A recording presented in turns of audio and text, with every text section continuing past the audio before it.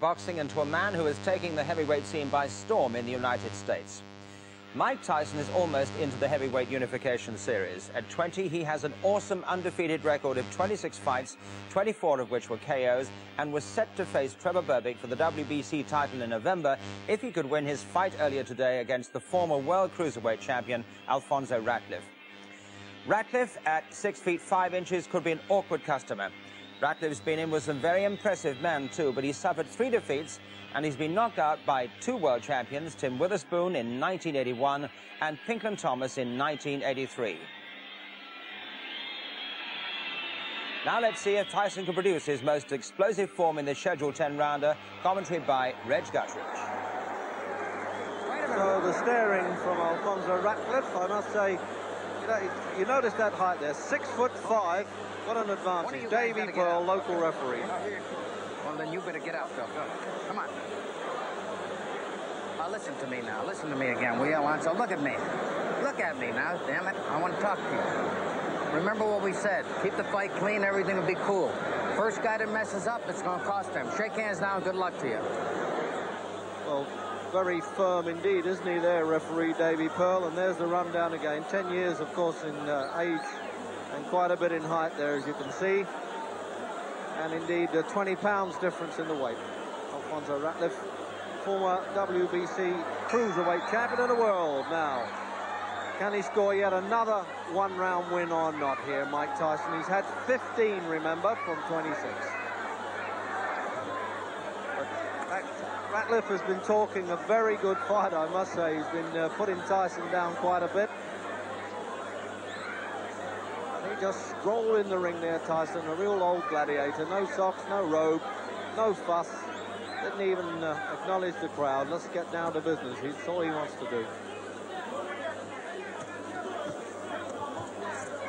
So there it is, the man with the red stripes on his trunk's going to be on his bike for quite a while, use his height and indeed speed, it would seem, to keep out of the way of this man, because he's a bit dangerous at any time of the fight, but particularly at the start.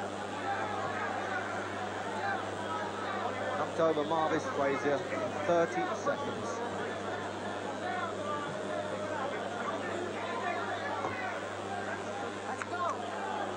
Oh, referee Davy Pearl's clapping hands there and saying, come on, let's go. He doesn't want the hit and hot stuff from Ratliff, but that's the first punch he's nailed in. The crowd knew it, and Ratliff knew it.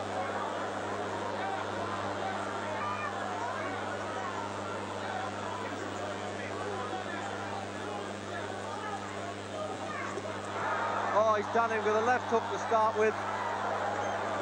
And no, I don't know why he's not calling that a knockdown, really. It was a slip, but he also tripped over a left hook, I thought.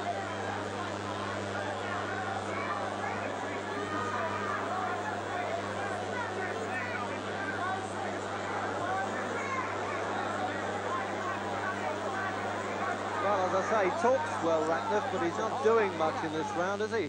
Except run for his life, not that I can blame him.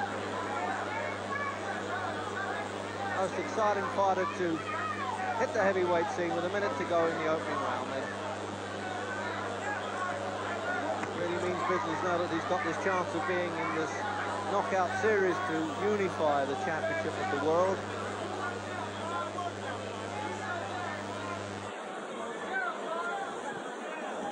All he knows how to stalk fighters the whole time, Tyson. Cut that ring size down a bit. Turn him loose. Turn him loose. Well, that's a good thing to say about any fighter there. It sounds like open the cage, really, doesn't it?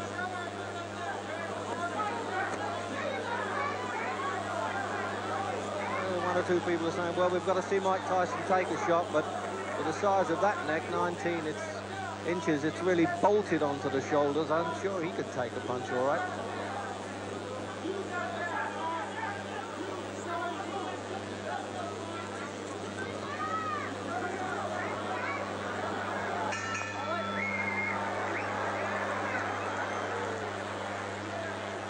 Well, strictly a survival round there by Alfonso Ratliff. And there's Tyson and the rundown with the statistics. That's Kevin Rooney in the corner. Put that ring down, you understand? So that's quite obvious, to cut that ring down. That means he's got to cut the corners off, stop him running. A little bit.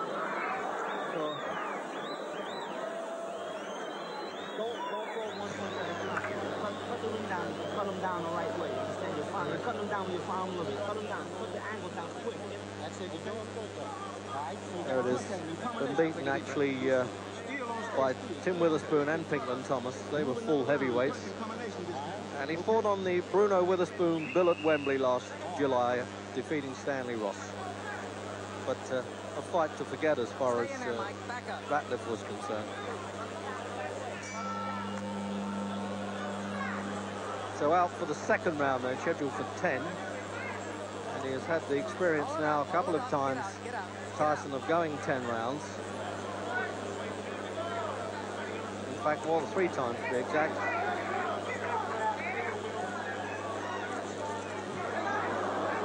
No, that's right. It went to the last round, Mitchell Green, so it was actually twice that he finished 10 rounds.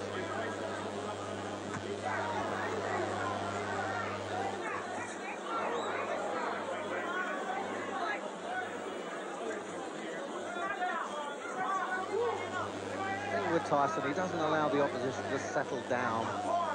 Rebalta did this in his last fight, the Cuban, but as I say, he caught up with him in the final round. Mitchell Green did in fact stay the distance just. Oh, what a left hook. Just separated himself from his senses there. What a punch. He hits you with everything. He's hanging on to the bottom rope, Ratliff. I don't think he's going to make this. It's 9. I'm surprised you didn't count him out in the act of rising there, Davy Pearl. In Britain, that certainly would have been so. And it's just a question of how long now, isn't it? Because right at the start of the round, Tyson's got the man on the hook, and he won't let him off. Sure. Midway through. Well, the talking came to nothing, and that's it. The referee should be in there now, as far as I'm concerned, because it's all over by the shouting. The right hand, there's no need for him to take this, and he stopped it as he hit the floor, and it should have been earlier. What a tremendous performance. Now, Ratliff doesn't get knocked over. Whatever you can say that he's only really a pumped-up light heavyweight, 14 stone 5 is no little man. And the way Tyson finished him really was awesome.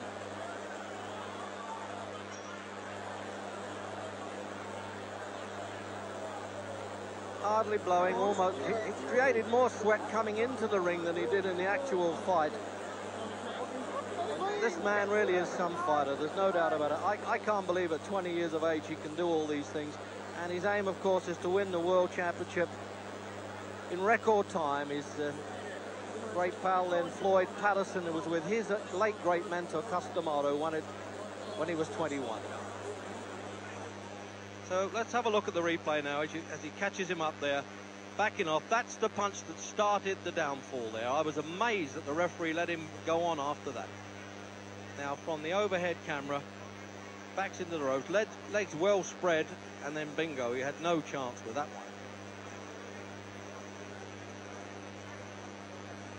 And the third angle, it's bad enough seeing it first time. Now that's the second time that he moved into him there. This surely was when it was all over and there was no point in him going on. He just didn't know where he was. Bravely trying to stand up. I give him credit for that. But as he hit the deck, the referee waved it all over. Well, he's a fearsome young man, isn't he?